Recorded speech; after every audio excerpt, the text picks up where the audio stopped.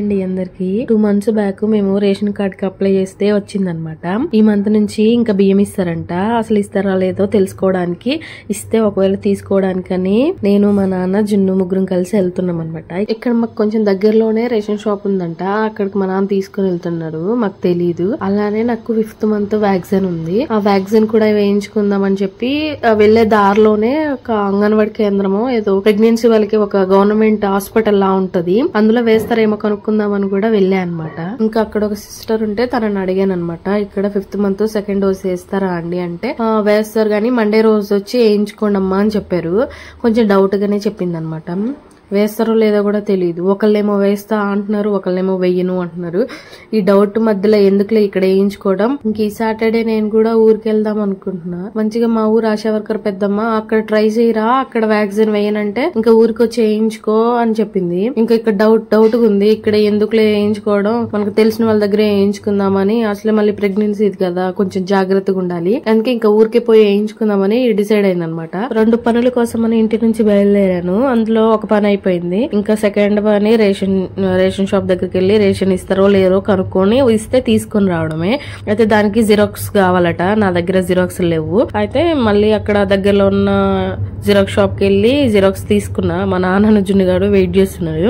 ఇంకో కనిపించేదే ration shop అని చెప్పిండు మా నాన్న. ఇంకా నేను ఆ జిరాక్స్ తీసుకొని ఇస్తారా లేదా కనుక్కుందామని వెళ్ళా అనమాట.